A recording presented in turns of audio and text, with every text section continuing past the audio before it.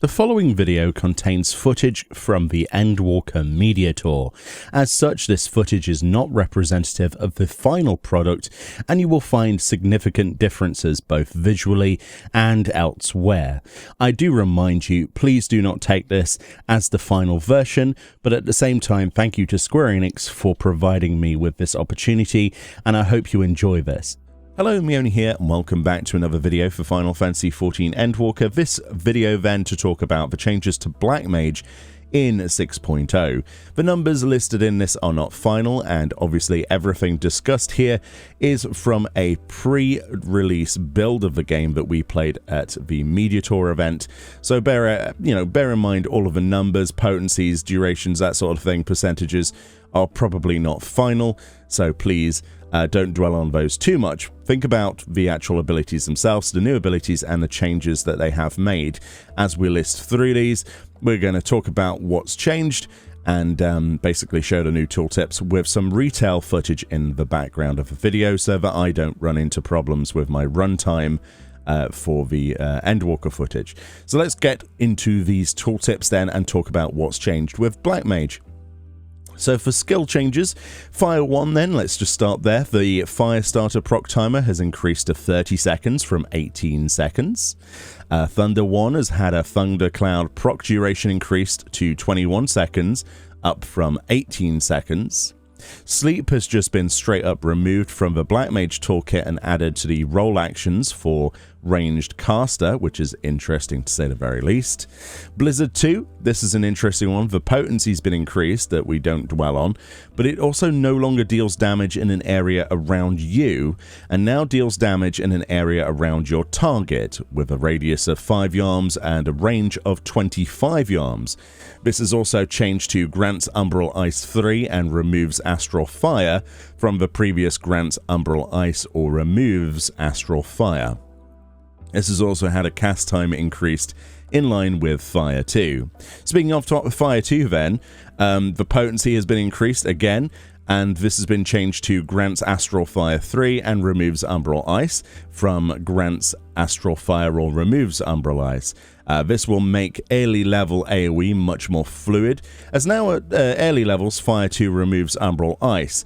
Then you have to cast a second Fire 2 to get one Astral Fire stack, which means currently just using AoEs at level 40, for example, would take 4 Fire 2 casts to get 3 Astral Fire stacks. So hence why we currently use Fire 3 at level 40 and above to go from Umbral Ice to Astral Fire. So there's a real incentive to really focus on those AoEs there and to make it easier at low levels. But the Blizzard 2 change specifically previously as well, that range increase rather than being around your character is really nice, I think, personally.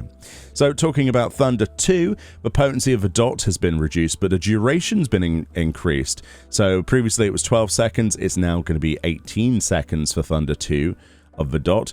The Thundercloud proc duration has been increased from 21 seconds from 18 seconds, so that's a nice little bonus. So Fire 3 is now granted at level 35, down from level 40, and so is Blizzard 3. That's also down to level 35 from level 40. So this standardizes the rotation with Blizzard 3 and Fire 3 being used at the same time for transitioning instead of having them staggered 6 levels apart, which again makes it a lot easier whilst you're leveling. Freeze then has had its cast time increased, its potency increased, but it grants 3 Umbral Hearts up from 1 Umbral Heart.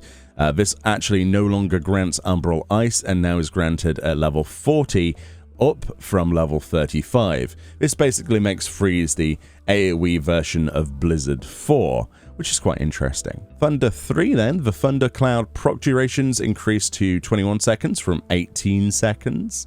Flares had a potency reduction up to current potency with enhanced flare. Sharp cast, this has actually now got 2 charges and a charge time of 30 seconds. Thunder 4, Thundercloud proc duration increased to 21 seconds from 18 seconds like the previous. Foul has had it now instant cast at level 80, 50% less for all remaining enemies, up from 25% less for all remaining enemies. So that's pretty drastic of a change, actually. Quite a nerf. Enochian is obviously now been changed to a trait. You don't have to track Enochian anymore, which some people might agree with and some people might disagree with, obviously. And then let's move on to the new skills that were added. So we've got High Fire 2, High Blizzard 2, which are basically direct upgrades. They're replaces on your bar at that specific level for Fire 2 and Blizzard 2. We have Amplifier, which is basically a button that you press to grant a polyglot. And finally, we've got Paradox, which is the third and final new ability. This actually replaces Fire 1 in the standard Astral phase, and the Umbral Ice finisher due to no MP to cast, allowing full MP into the Astral phase. So actually, it looks fairly useful for that. It seems to fit in quite nicely. Yeah, I can't wait to try more out with Paradox, personally. So let's just have a bit of a summary with those skill changes then that we've just talked about. So for leveling, I think that leveling Black Mage should be a lot smoother much earlier on. The rotation still changes often, but the removal of needing transpose in the rotation pre-level 40 and introducing the transition skills Fire 3 and Blizzard 3 at the same time actually mean that the rotation change is done immediately instead of staggered like now. Above level 40, the leveling experience should be much as the same as it really is now, so it's really just a change to the early levels pre-40. Rotation changes then, in terms of single target, Sharp Cast having 2 charges at level 88 does allow for greater flexibility in guaranteeing procs. Firestarter and Thundercloud duration increases allow for more time to hold the procs for movement, which is a big deal with a Black Mage. Paradox potentially is replacing Fire 1 in the main Astral phase, and being an Umbral phase finisher allows Xenoglossy to be used as a filler in Astral or during movement. Additionally, the 3 Umbral Hearts requirement for Paradox's marker makes Blizzard 4 a requirement in the single target rotation. Previously, there were times in a rotation where skipping Blizzard 4 was a damage increase. Overall, the single target rotation will feel pretty much the same as it does right now, but with more skills, feeling rather impactful, especially with Paradox replacing Fire 1, which always felt a little bit weak from max level. With Blizzard 4 becoming mandatory for Paradox marker, this will actually change some standard openers, such as the no Blizzard 4 opener, which will probably be a no-go for the foreseeable future unless they intend to bring that back. So in terms of your AoE rotation then, Fire 2 or High Fire to replace Fire 3 as a skill to change from Umbral Ice into Astral Fire. Blizzard 2, High Blizzard to replace Blizzard 3 as a skill to obviously, shift from Astral Fire to Umbral Ice. You're going to have an extra cast of Fire 2 or High Fire before flares, depending on the damage of that Fire 2 or High Fire. Your standard rotation will probably remain the same apart from those changes, but overall the AoE rotation will feel a lot smoother with a dedicated AoE rotation instead of the single target skill transition between Astral Fire and Umbral Ice to inflict AoE skills. Foul being instant cast will make it feel a bit more impactful as well. In terms of traits then, let's just briefly go over these. Astral Mastery, it says, while under the effect of Astral Fire or Umbral Ice, casting a spell of the opposite element will consume no MP. Granted at level 1, down from level 72. This greatly increases the fluidity in synced content. No longer will you be requiring transpose in content under level 72 in either single target or your AoE, which is rather awesome. You'll get 3 stacks of Astral Fire and Umbral Ice granted at level 35, down from level 40. That's good. At level 56, you basically get Enochian, the same level as the skill is granted now. Most people won't notice this change as they only really pressed it once or twice anyway. However, people who are struggling to maintain Enochian before will no longer be stuck casting Fire 1 waiting for the cooldown of Eno, so they may find a class much easier to play. And this will reduce a button that didn't really need to be there in the first place. I think that's the general consensus for most. However, anyone dropping Enochian often will only see a small increase to damage as a lost GCD recasting Fire 3 and Blizzard 3 as well as lost polyglots, will still result in a big DPS loss over the course of a fight. And I don't see this one change reducing the damage gap between the highest and lowest DPS Black Mage, but it is what it is. We have for Enhanced Freeze, that's granted at level 58, down from 68. And now grants 3 Umbral Hearts up from 1. More changes to make the leveling process nicer. Enhanced Foul, level 80 trait turns Foul to instant cast. So it turns to instant cast when you hit level 80. That's pretty useful. Aspect Mastery 4, level 82 trait upgrades.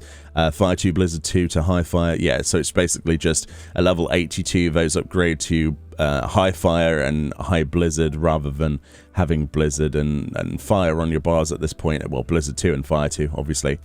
Enhanced Mana Font, that's the level 84 trait, reduces the Mana Font recast to 120 seconds, and this obviously allows for more fight usage, which is quite nice. Enhanced Enochian 3 is a level 86 trait. Enochian damage now does 20% more, basically, so that's pretty good. So at level 86 you get a 20% damage boost there. Enhanced Sharpcast 2, which is a level 88 trait, will allow for 2 charges of Sharpcast, so that's at level 88. And Aspect Mastery 5, I believe, is the last change, which adds Paradox markers to the gauge. This is obviously for Paradox. The marker is gained when having max Astral Fire stacks when transitioning into Umbral Ice, or having max Umbral Ice stacks and 3 Umbral Hearts when transitioning into Astral Fire. Here I've made a note.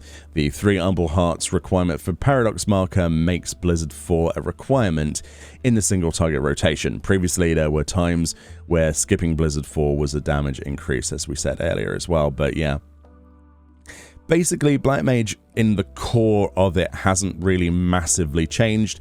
What they have done then, from my experience, is made Black Mage feel more like a lot of the other ranged caster DPS as well. There's been a huge incentive to prioritize an increase of AoE damage from them without penalization.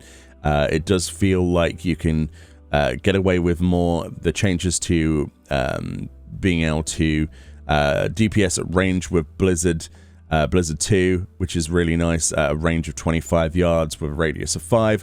That's going to be a huge change, and it felt huge as well, not having to be up in the monster's area to use it, which obviously meant Blizzard 2 was fairly, well, hard to find a use for. It was quite a risky button, and now it's a really nice AoE that we can use.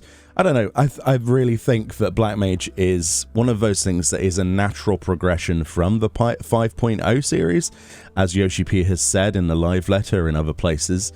I do think it's a nice addition, and I think they've done a really good job of evolving the job further.